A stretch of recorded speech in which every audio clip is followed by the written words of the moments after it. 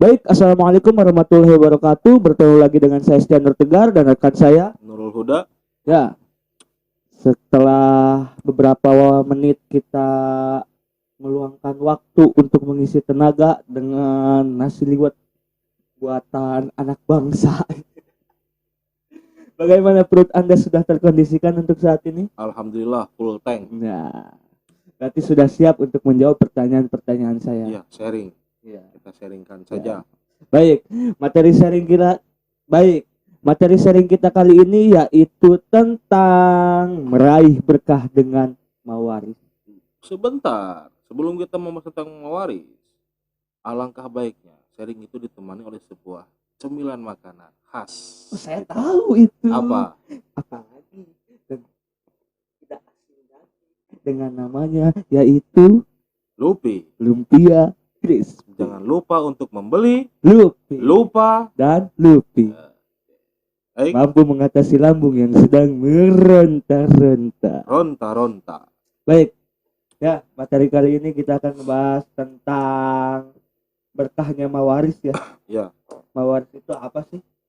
Dan akan kita utas tuntas di video kita kali ini.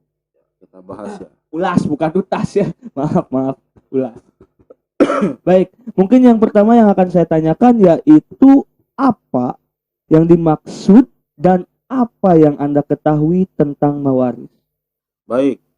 Ya. Ajaran Islam tidak hanya mengatur masalah-masalah ibadah kepada Allah Subhanahu wa taala saja. Islam juga mengatur hubungan manusia dengan sesamanya. Ya. Yang di dalamnya termasuk masalah mawaris atau kewarisan. Nabi Muhammad SAW membawa hukum waris Islam untuk mengubah hukum waris jahiliyah yang sangat dipengaruhi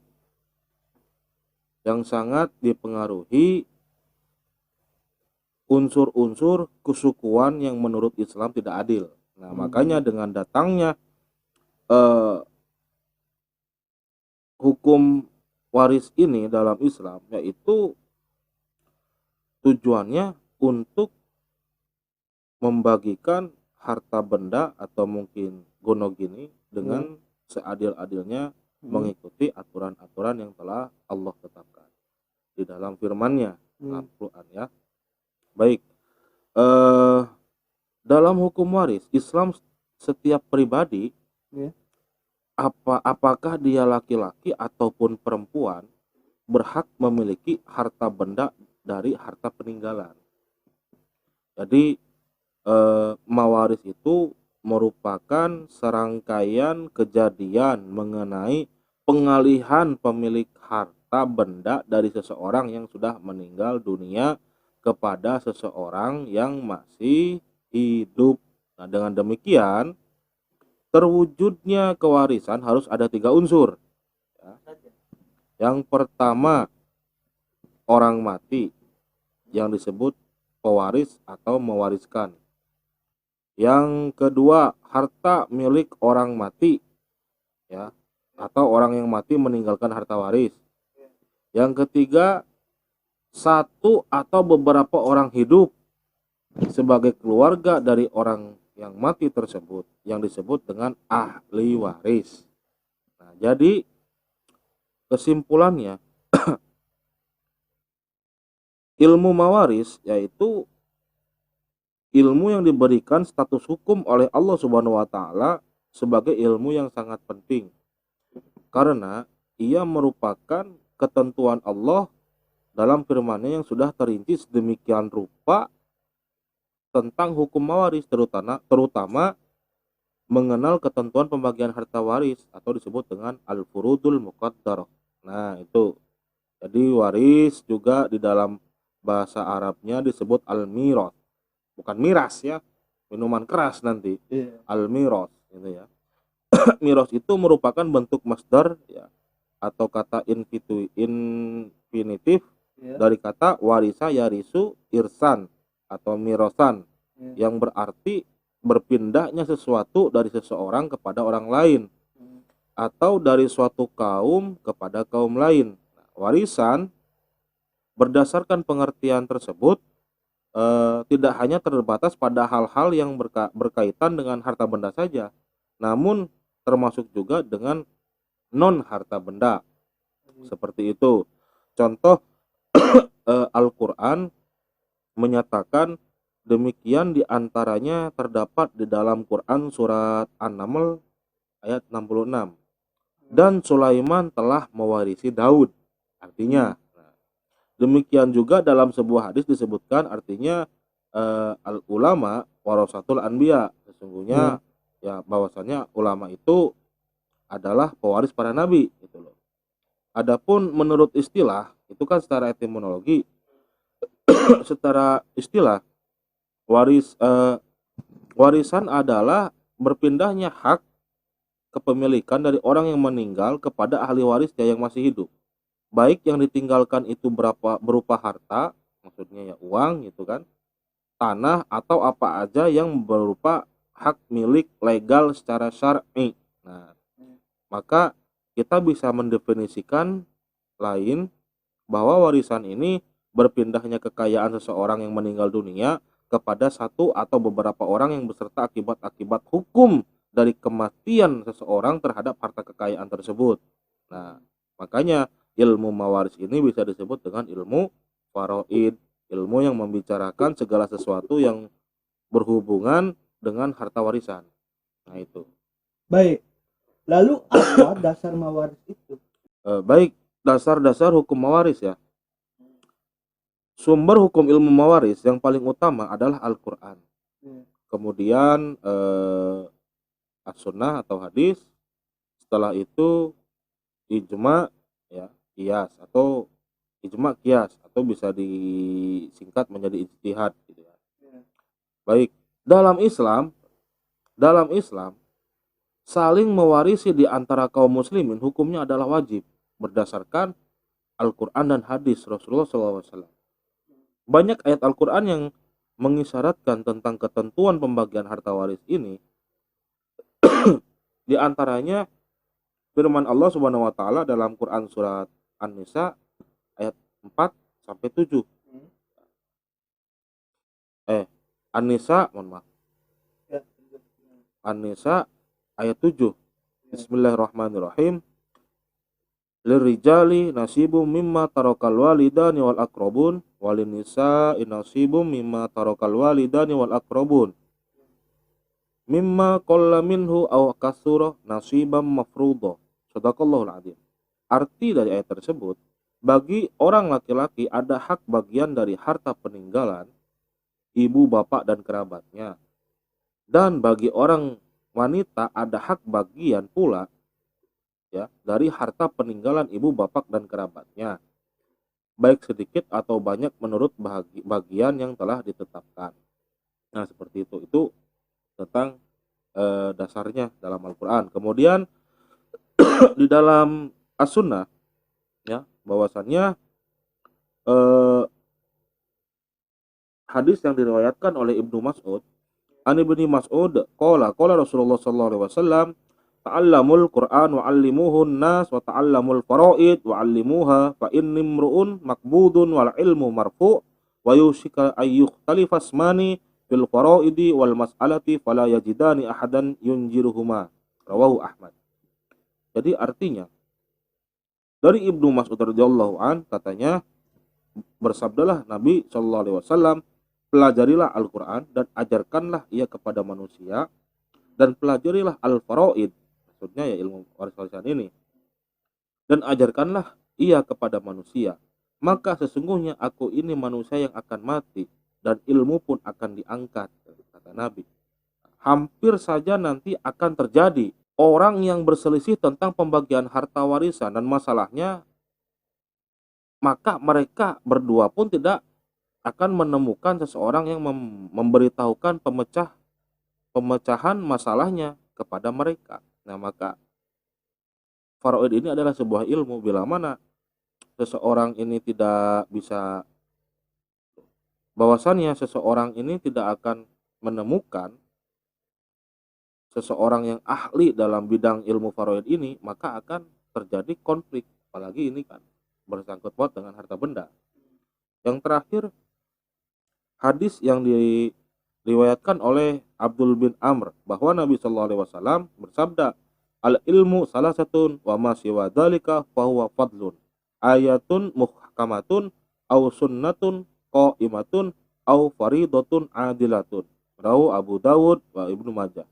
Jadi artinya ilmu itu ada 3 macam, dan yang selain yang 3 macam itu sebagai tambahan saja, yaitu ayat muhkamat, ya, sunnah yang datang dari Nabi, dan faraid yang adil. Nah, faraid itu ilmu hadis waris. Berdasarkan kedua hadis tersebut, maka mempelajari ilmu faraid adalah fardu kifayah. Jadi fardu kifayah ini kewajiban yang terwakili oleh salah satu atau beberapa orang. Ya. Artinya semua kaum muslimin akan berdosa jika tidak ada sebagian dari mereka yang mempelajari ilmu ini. Nah, dengan sungguh-sungguh. Nah, maka dari itu kita sebagai umat Islam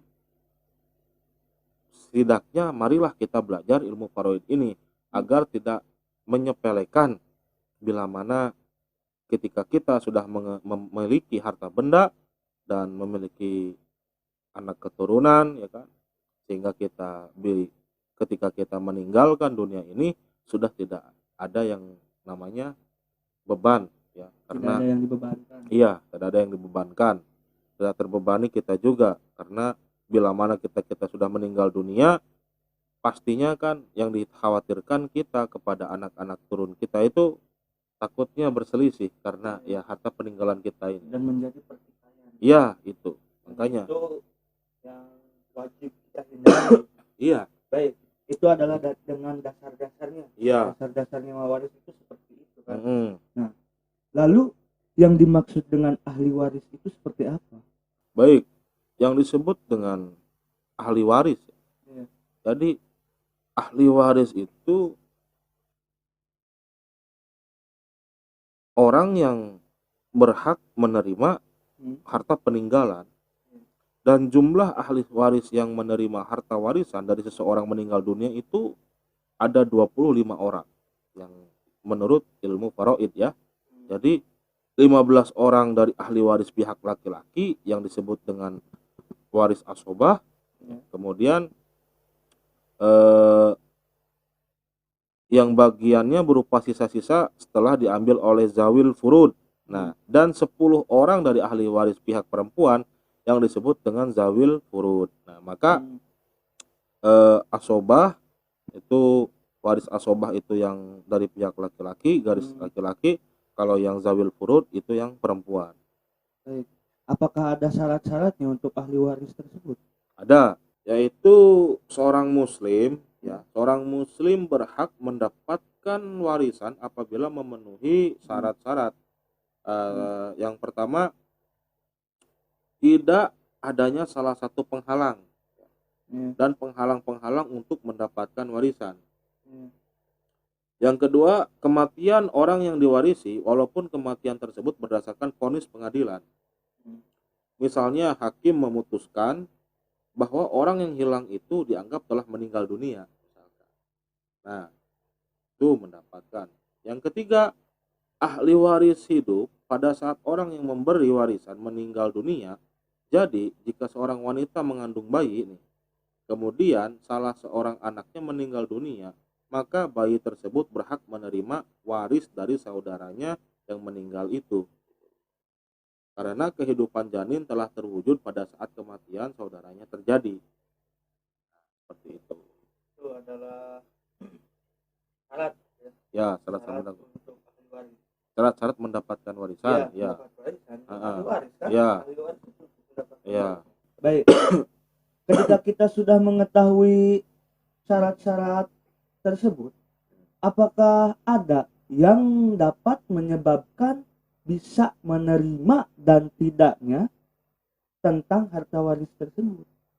Jadi penyebab tidak mendapatkannya waris, ya. Ya, penyebab dapat dan tidak mendapatkannya gitu. Yang layak dan tidak layak. Ya. Jadi sebab-sebab yang mendapat dan tidak mendapat. Ya. Nah, yang menyebabkan mendapatkan itu yaitu ada 3. Yang pertama nasab, keturunan. Yang ini penyebab yang mendapatkan ya. Keturunan yakni kerabat ya. Ahli waris yang terdiri dari bapak ya kan yang diwarisi atau anak-anaknya beserta jalur ke sampingnya gitu. Kemudian yang kedua pernikahan. Karena ada pertalian nikah. Yaitu akad yang sah untuk menghalalkan berhubungan suami istri walaupun suaminya belum menggaulinya serta belum berduaan dengannya. Nah, maka dari itu suami istri dapat saling mewarisi dalam talak raj'i selama dalam masa iddah dan ba'in. Jika suami menalak istrinya ketika sedang sakit dan meninggal dunia karena sakitnya tersebut. Nah, itu pernikahan, ya kan? Kemudian yang ketiga wala. Apa sih wala? Seseorang yang memerdekakan budak laki-laki atau budak wanita, jika budak yang dimerdekakan meninggal dunia, sedang ia tidak meninggalkan ahli waris, maka hartanya diwarisi oleh yang memerdekakannya itu. Nah, baik, maka di sini Nabi bersabda, fa innal wala liman a'taqo, rawahul Bukhari. Artinya wala itu milik orang yang memerdekakannya. Hadis riwayat Al-Bukhari dan Muslim. Itu penyebab yang mendapatkan warisan ya, harta warisan. Yang kedua, penyebab tidak mendapatkannya warisan. Yang pertama, kekafiran. Kafir. Nah, Nabi Muhammad SAW bersabda, qala ya, an dari Usama, an Usama ibni Zaid radhiyallahu anhuma anan Nabi sallallahu alaihi wasallam qala yarithul muslimu al-kafiru walal kafiru al-muslima, rawahul Bukhari. Jadi dari Usama bin Zaid radhiyallahu anhu, Nabi sallallahu alaihi wasallam bersabda, orang muslim tidak mewarisi orang kafir dan begitupun sebaliknya, orang kafir tidak mewarisi orang muslim. Nah, seperti itu. Itu yang pertama, kafir. Ya. Kemudian yang kedua, pembunuhan. Nah, jadi jika pembunuhan dilakukan dengan sengaja, maka pembunuh tersebut tidak bisa mewarisi gitu loh. Seperti itu. Berdasarkan hadis Nabi Shallallahu Alaihi Wasallam yang artinya pembunuh tidak berhak mendapatkan apapun dari harta peninggalan orang yang dibunuhnya. Hadis riwayat Ibnu Abdul Bar. Yang ketiga, perbudakan. Seorang budak tidak dapat mewarisi ataupun diwarisi, baik budak secara utuh ataupun sebagian. Maksudnya, misalnya seorang majikan menggauli budaknya hingga melahirkan anak. Maka ibu dari anak majikan tersebut tidak dapat diwarisi ataupun mewarisi. Nah, dari majikannya. Demikian juga mukatab, budak yang dalam proses pemerdekaan dirinya dengan cara membayar sejumlah uang kepadanya, kepada pemiliknya, karena mereka semua mencakup dalam perbudakan. Namun demikian, sebagian ulama mengecualikan budak yang hanya sebagiannya dapat mewarisi dan diwarisi sesuai dengan tingkat kemerdekaannya yang dimilikinya. Maksudnya bagaimana? Berdasarkan sebuah hadis sallallahu alaihi wasallam, Rasulullah bersabda, seseorang budak yang merdeka sebagiannya berhak mewarisi dan diwarisi sesuai dengan kemerdekaan yang dimilikinya. Nah, itu yang ketiga. Yang keempat, perzinaan. Ingat, seorang anak yang terlahir dari hasil zina tidak dapat diwarisi dan mewarisi bapaknya. Itu. Ia hanya dapat mewarisi dan diwarisi ibunya. Itu hasil anak zina. Seperti halnya sebagaimana Nabi Muhammad SAW bersabda, an Aisyah radhiyallahu anhu qalat ihtasama Sa'dun wa banu Zam'ah faqala an-nabiy sallallahu alaihi wasallam huwa laka ya abdu banu Zam'ah al waladu lil firashi wahtaji mibatu ya saudah zada lana fatuibatu alil lais walil ahiri hajar, rawahul Bukhari. Dari Aisyah radhiyallahu anha mengatakan, Sa'ad dan Ibnu Jam'ah bersengketa, lantas Nabi sallallahu alaihi wasallam bersabda, anak laki-laki itu milikmu hai Abdul bin Zam'ah, karena anak itu milik pemilik kasur, dan berhijablah engkau darinya ya Saudah, sedang Kutaibah menambah redaksi kepada kami dari Al-Lais, dan bagi pezina adalah batu. Jadi maksudnya anak dari hasil berzina itu intinya tidak akan mendapatkan mewarisi ayahnya, ayah biologisnya. Iya. Nah, kemudian yang kelima, li'an. Apa sih li'an? Anak suami istri yang melakukan li'an, ya, tidak dapat mewarisi dan diwarisi bapak yang tidak mengakuinya sebagai anaknya. Hal ini dikiaskan dengan anak dari hasil perzinahan. Itu li'an. Itu. Baik. Lalu bagaimana dengan ketentuan pembagian harta waris tersebut? Jadi ketentuan pembagian harta waris, seseorang yang meninggal dunia merupakan hal yang terakhir dilakukan. Ada beberapa hal yang harus dilakukan sebelum harta warisan dibagikan loh ya. Selain pengurusan jenazah, wasiat, dan hutang si mayat yang harus terlebih dahulu ditunaikan dalam Al-Quran terdapat sebelum harta dibagikan, selain pengurusan jenazah, ya kan, wasiat, dan hutang si mayat lah yang harus terlebih dahulu ditunaikan. Jadi sebelum dibagikan waris itu, yang harus ditunaikan itu hak bagi si mayat itu yaitu pengurusan jenazah, ya kan. Terus wasiatnya si jenazah itu apa sebelum dia meninggal. Kemudian hutang-hutangnya bagaimana. Nah, setelah itu semua baru gitu. Boleh dibagikan. Nah, dibagikanlah setelah itu. Jadi ahli waris dalam pembagian harta warisan itu terbagi dua macam ya. Yaitu ahli waris zawil furud yang telah ditentukan dan ahli waris asobah ya, yang bagiannya berupa sisa setelah diambil oleh zawil furud gitu loh. Seperti itu. Baik. Bagaimana posisi hukum waris Islam di Indonesia? Jadi posisi hukum waris Islam di Indonesia merujuk pada ketentuan dalam kompilasi hukum ya. Buku kompilasi hukum Islam mulai 171 diatur tentang pengertian pewaris, harta warisan, dan ahli waris. Kompilasi hukum Islam merupakan kesepakatan para ulama dan perguruan tinggi berdasarkan Inpres nomor 1 tahun 1991. Yang masih menjadi perdebatan ya hangat adalah keberadaan pasal 185 tentang ahli waris pengganti yang memang tidak diatur dalam fikih Islam. Seperti apakah praktik pelaksanaan pembagian harta waris? Prakteknya ya. Baik, rekan-rekan, di sini kita akan membutuhkan waktu ya karena ini materi yang sangat harus detail. Ada perhitungannya. Di dalam Islam itu ilmu-ilmu tentang menghitung itu selain zakat ya ini mewaris ini. Mewaris. Gitu ya.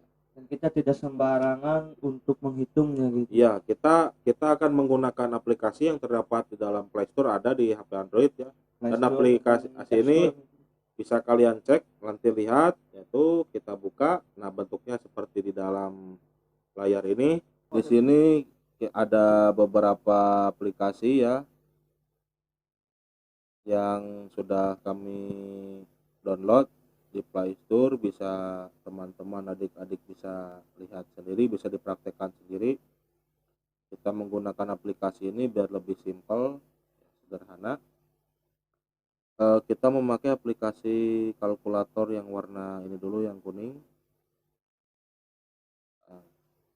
Nah, misalkan di sini kita ketik si mayit ya meninggal dunia meninggalkan harta warisan misalkan 120 juta.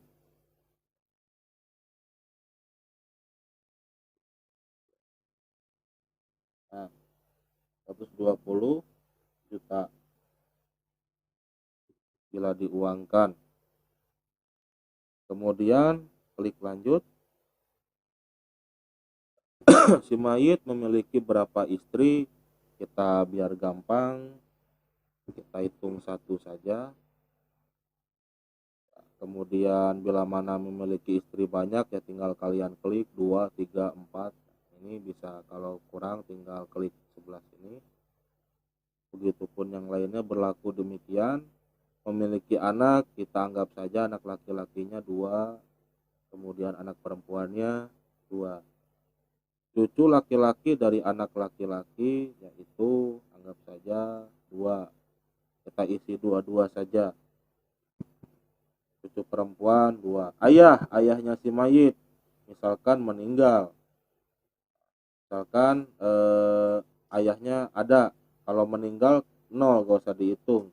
Kalau ada ya ada 1. Ibunya pun demikian. Misalkan ayahnya ada ya, ibunya ada. Lalu kakek dari ayah sudah meninggal. Nenek dari ibu sudah meninggal. Nenek dari ayah sudah meninggal. Saudara kandung misalkan si mayit memiliki saudara kandung. Ternyata tidak memiliki saudara, ya berarti kosongkan. Tidak boleh diisi. Ternyata ada saudara kandungnya, misalkan si mayit adalah memiliki 4 bersaudara atau 5 bersaudara, sedangkan dia sendiri paling tua misalkan, yang paling cikal, yang anak pertama, sedangkan yang lainnya laki-lakinya ada 2, berarti tinggal tulis 2. Saudari kandungnya kita tulis 2 karena kelima bersaudara. Saudara saya kosong. Di sini lebih detail ya. Kita simpelkan saja seperti ini. Keponakan laki-laki dari saudara kandung, keponakan laki-laki dari saudara saya, paman kandung, paman saya, sepupu laki dari paman kandung, sepupu laki dari paman saya. Nah, di sini paman yang dimaksud di sini adalah saudaranya ayah, bukan saudaranya ibu. Karena paman si mayit tidak ada, sepupu juga tidak ada, maka paman dari ayah atau kakeknya mayit bisa mendapatkan warisan atas nama paman. Begitu pula sepupu ayah atau kakeknya mayit, dan begitu seterusnya. Nah, kemudian kita hitung. Di sini 100 hasil penghitungan dari kalkulator waris dari warisan 120 juta, asal masalahnya 24. Inkisar ada 6. Oke, 1, 2, 3, 4, 5, 6, 8. Kisar menjadi 144. Cara perhitungnya seperti ini, 1/8. Nah, ini sudah hasil hitungan. Ya, istri mendapat 1/8, anak laki-laki karena anaknya ada 3 ya, jadi dibagi 3. Kemudian yang perempuannya 2, bagi 2 sama. Ya, itu bagi 2. Mahjub ayah ibunya mendapatkan 1/6. Jadi ya seperti ini hasilnya. Itu kalkulator waris yang pertama. Selanjutnya kita akan menggunakan kalkulator waris yang pertama ini hijau. Ini lebih detail lagi bagi saya. Yang meninggal laki-laki, semisal harta peninggalan kita sepakati aja 20 juta ya, kayak barusan 20 juta. Oke, kita klik berikutnya. Nah, putra kita klik 2, putra 00, ayah 1. Nah tadi kan ada 1, ini kosong ya, 0.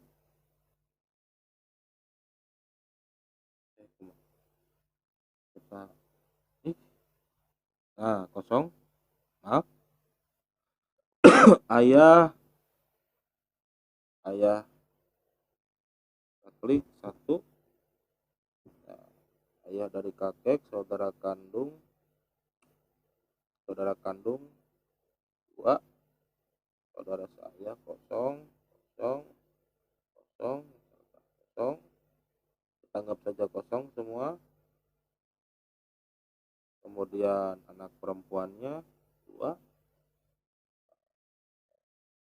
0, ibunya 1.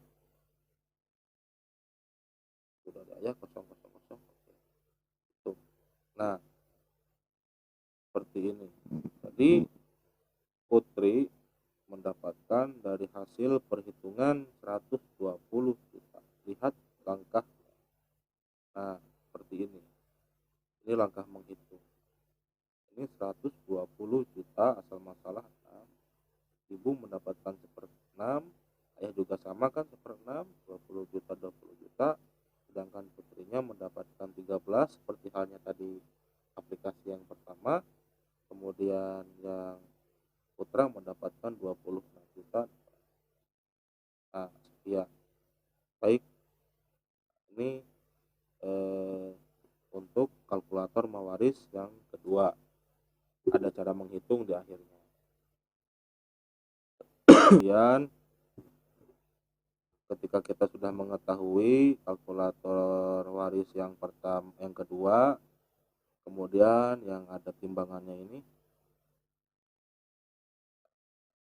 ada materinya juga, apa harta waris, ayat waris, ahli waris, al-hujub, penghitung waris dalam Islam, arod, al-aul, nah seperti itu. Kita coba kembali. Baik, kita menghitung yang meninggal laki-laki, kita coba laki-laki, lanjut. Nah, di sini ada lebih spesifik lagi karena tadi barusan kita membahas tentang masalah sebelum pembagian waris, hak-hak si mayit dulu yang harus kita penuhi, yaitu pengurusan jenazah, kemudian wasiat dan hutang piutang. Nah, di sini juga ada ya yang harus kita uruskan terlebih dahulu, yaitu tirkah peninggalan mewaris, kita tulis 20 juta.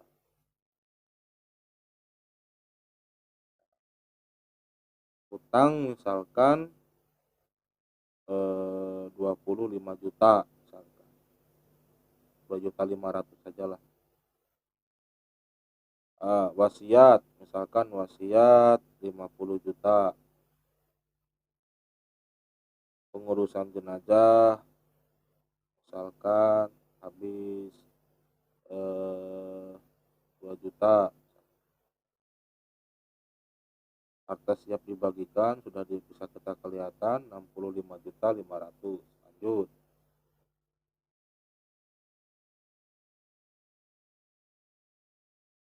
Tuh, di sini wasitas tidak boleh lebih dari sepertiga waris. Oh, berarti wasiat tidak boleh. Berarti wasiatnya kita simpan saja 5 juta. Oke, lanjut.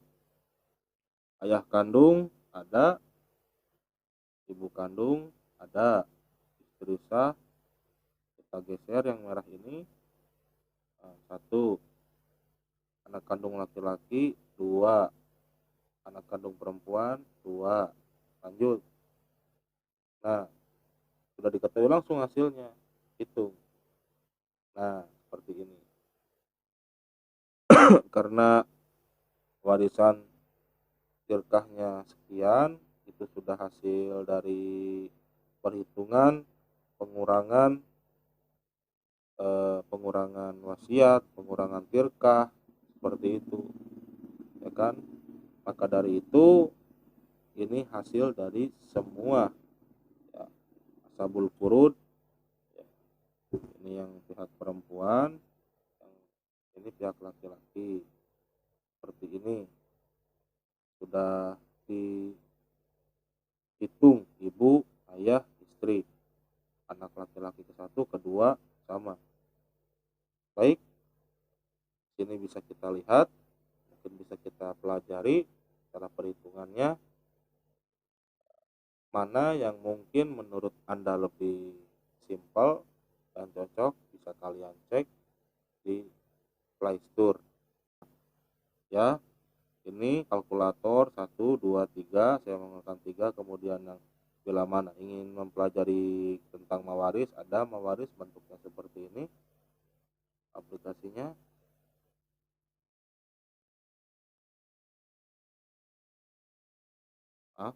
Nah, Sini ada, tinggal kita baca.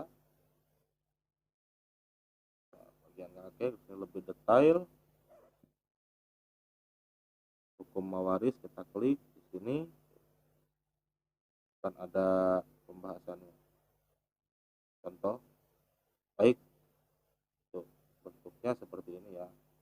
Baik, itu adalah penjelasan tentang pembagian harta waris ya, yang sudah perhitungan ya cara perhitungannya yang sudah Kita bahas dijelaskan bersama. tadi oleh rekan saya dengan seksama.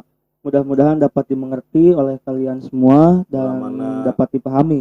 kalian ingin penasaran, kalian tinggal download saja di smartphone kalian di Play Store aplikasi kalkulator mawaris. Di situ bisa kalian coba apa yang sudah kami barusan kita jelaskan, kita praktekkan. Tinggal kalian saja tinggal mengulas dengan aplikasi tersebut. Mudah-mudahan cara menghitungnya pun sama demikian.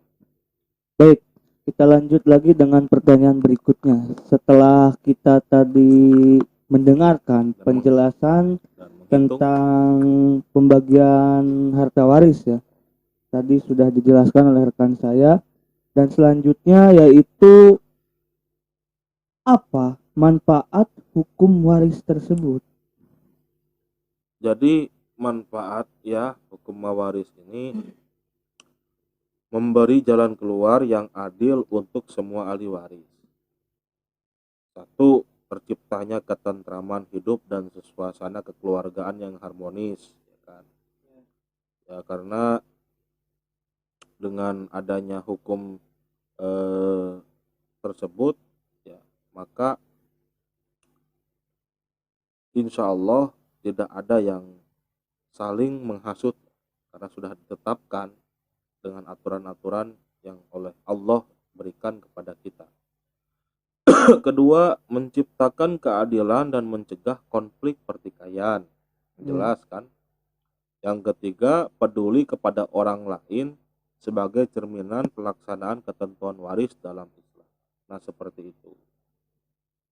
Itu manfaatnya. Itu adalah manfaat waris ya, Ya, pembagian waris. manfaat hukum waris Ya, hukum dalam waris. Islam. Pembagian kan. Iya.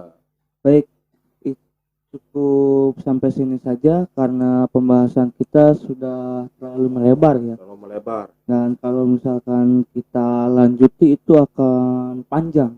Ya, karena Dan mawaris ini kita akan kita hanya sekedar mengulas sedikit saja. Yang jelas kita juga masih tahap belajar. ya. Dan mudah-mudahan di pembahasan kita kali ini dapat dipahami oleh kalian semua, Bermanfaat. dan mohon maaf juga bila ada penjelasan atau tutur kata dari kami yang kurang berkenan. Kami mohon maaf karena kami juga masih terus belajar. Saya Nurul Huda Dan saya Standar Tegar. Assalamualaikum warahmatullahi wabarakatuh.